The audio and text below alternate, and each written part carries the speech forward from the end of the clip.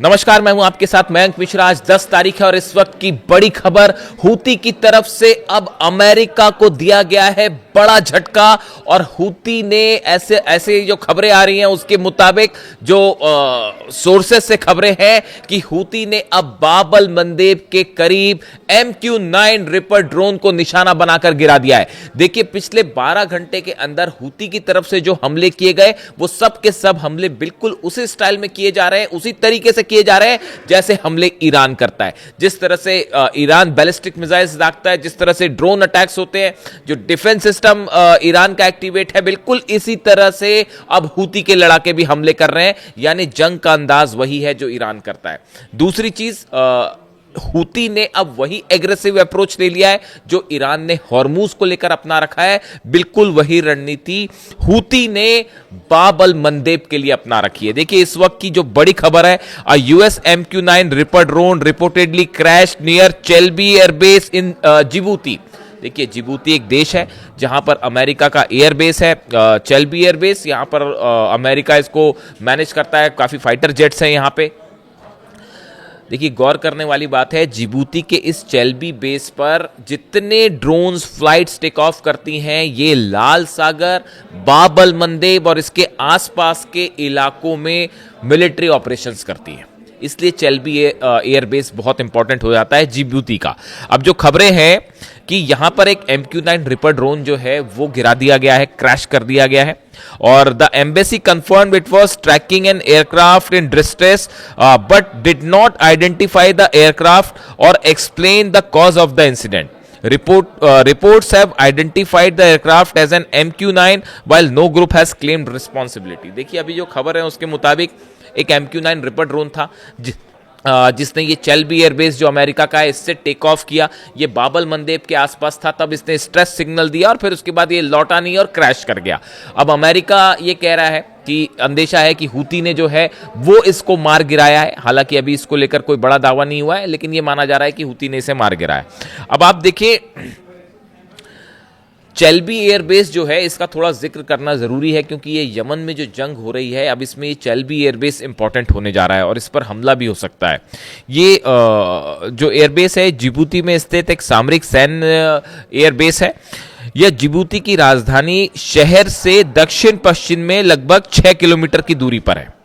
और इसकी मुख्य बातें यह है कि यहाँ पर अमेरिका जो है उसके ड्रोन्स हैं, जितने ड्रोन मूवमेंट होते हैं अमेरिका के वो सब यहाँ से होते हैं। और अब सूत्रों के हवाले से ऐसी भी खबर है कि अगर जिबूती के इस चेल्बी एयरबेस पर हमला हो जाता है तो कोई आश्चर्य की बात नहीं होगी। अगर अमेरिका ने किसी तरह का ऑपरेशन किया यमन में हूती के खिलाफ तो हो सकता है कि ये चेल्बी एयरबेस जो है इस पर हमला हो जाए। और ये जो MQ-9 रिपर ड्रोन गिराया गया है ये हूती की तरफ से एक वार्निंग है अमेरिका को कि आप लाल सागर से दूर रहिए।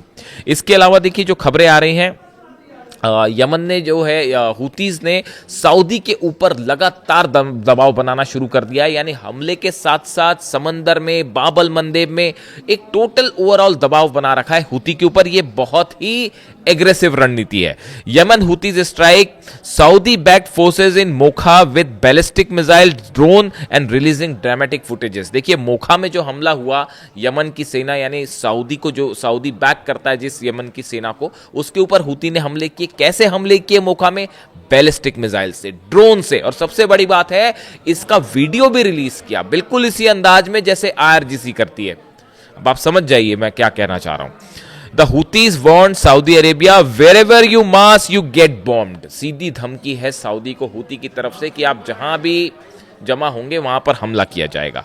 The attack reportedly killed at least 7 people and wounded dozens। ये जो हमले हुए हैं हूती की तरफ से, जो हमले हुए, इसमें 7 लोग मारे गए हैं, संख्या ज्यादा हो सकती है इसकी, और सैकड़ों लोग इस हमले में घायल हो गए हैं। The Houthis also claimed a drone strike on an Aramco facility in Saudi Arabia। जज़ान में कल जो हुआ वो आप जान ही रहे हैं कि वहां पर धमाके हुए, ड्रोन स्ट्राइक की खबर है हूती की तरफ से। जज़ान में ऑयल फील्ड में आग लग गई। अब देखिए, हालात ये हैं फिलहाल कि बाब-अल मंदेब बिल्कुल उसी तरह से बंद है जिस तरह से हॉर्मूज। हॉर्मूज खोलने के लिए ईरान ने अपनी नई शर्तें रख दी हैं। मुआवजा वापस दिया जाए, अमेरिका अपना सेना लेकर निकले, अमेरिका अपने बेसिस खाली करे। मतलब बहुत ही ज्यादा सख्त शर्तें ईरान की तरफ से रख दी गई हैं हॉर्मूज को खोलने के लिए। अब ऐसी स्थिति बाबल मंदेब में भी अपना ली है हूती ने। हूती का जो स्टैंड है बाबल मंदेब को लेकर वो बिल्कुल वैसा ही है जो ईरान का हॉर्मूज को लेकर है। अब इस हालात में सऊदी अरेबिया क्या करेगा? देखिए ये बहुत अहम हो जाता है मामला। जिस तरह से ये पैक्ट साइन हुआ सऊदी पाकिस्तान हूती तुर्की का उसको लेकर ये था मामला कि अब ये सऊदी पर सीधा सीधा हमले हो रहे हैं, इसी को ही जंग कहते हैं, सीधे हमले हो रहे हैं। ऐसी स्थिति में तुर्की और पाकिस्तान क्या करेंगे? क्या दोनों किसी तरह से हूती के ऊपर हमला करेंगे? इस तरह के तमाम सवाल थे, लेकिन ये साफ कर दिया गया है खासतौर पर तुर्की की तरफ से कि फिलहाल ऐसा कोई जॉइंट फ्रेमवर्क ही तैयार नहीं है जिसके तहत तुर्की जो है वो इस मामले में शामिल हो। यानी तुर्की ने दूसरे शब्दों में हूती पर किसी भी तरह का ऑपरेशन करने से साफ मना कर दिया है। तुर्की ईरान के खिलाफ नहीं जाएगा, ये बात एकदम साफ है। इस हालात में देखिए तुर्की माइनस है, यानी सऊदी यहां पर फिर अकेला पड़ा हुआ है। अमेरिका मदद करने की सिचुएशन में है नहीं, इजराइल जो है वो सऊदी की मदद करेगा नहीं। इस हालात में अब सवाल यह है कि सऊदी अपनी रक्षा कैसे करेगा, सऊदी की मदद कैसे होगी? ये अपने आप में एक बड़ी खबर। इसके अलावा देखिए एक और अहम खबर का जिक्र करना जरूरी है, वो है गाजा। नेतन्याहू की तरफ से बयान आया है कि वो एक तो 15 सूत्री जो प्रोग्राम है डोनाल्ड ट्रंप का गाजा पीस प्लान जो है वो उसको स्वीकार करने से उन्होंने मना कर दिया, सीधा सीधा मना कर दिया। यानी ये देखिए आप, ये बता रहा है कि ये डोनाल्ड ट्रंप की लगातार कम होती पोजीशन को बता रहा है कि ईरान ने डोनाल्ड ट्रंप की हालत ऐसी कर दी है कि अब नेतन्याहू मुंह पर सीधा मना कर दे रहे हैं, क्योंकि सब कोई महसूस कर रहे हैं कि हर स्तर पर डोनाल्ड ट्रंप की हार हुई है, डोनाल्ड ट्रंप एडमिनिस्ट्रेशन की हार हुई है। चाहे हॉर्मूज हो, चाहे न्यूक्लियर पॉलिसी हो, चाहे जंग हो, आप जहां भी ले लें, चाहे एयर बेसेस हो, डिफेंस हो, सिक्योरिटी हो, सब में अमेरिका बुरी तरह से हारा है ईरान के साथ जंग। तो अब ऐसे हालात में हम नेतन्याहू भी सीधा सीधा जो है डोनाल्ड ट्रंप के प्रस्ताव को नकार दे रहे हैं और कह रहे हैं कि गाजा पीस प्लान को मैं नहीं मानूंगा। इसको लेकर तमाम खबरें आप देख सकते हैं। और इसको लेकर ईरान और इजराइल आमने सामने होंगे, इस बात को भी याद रखिए। गाजा को लेकर अब ईरान और इजराइल के बीच में बड़ी जंग होगी, ऐसे हालात बनते जा रहे हैं या बनाए जा रहे हैं, दोनों स्थिति है।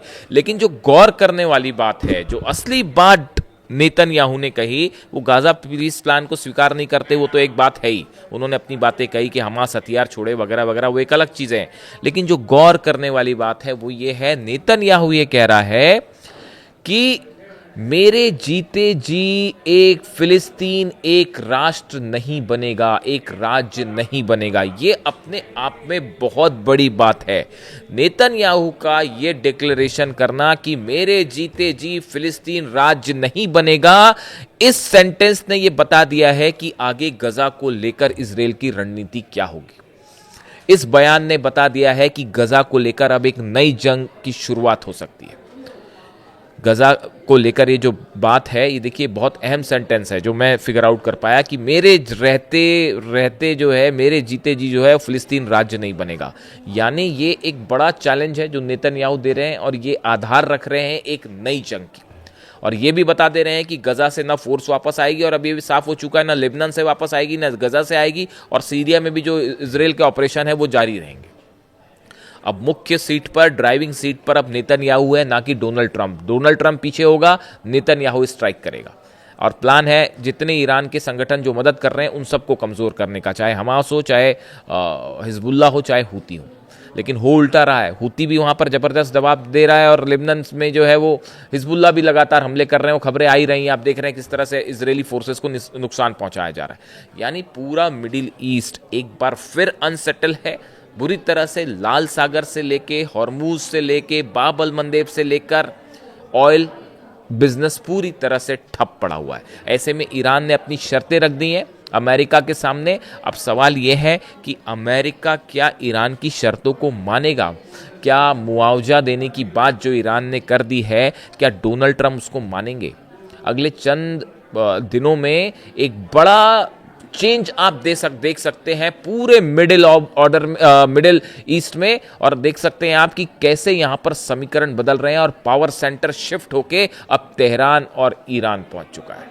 इससे जुड़ा जो भी अपडेट होगा आप तक पहुंचाऊंगा। कमेंट करके बताइए वीडियो कैसा लगा। Thank you so much.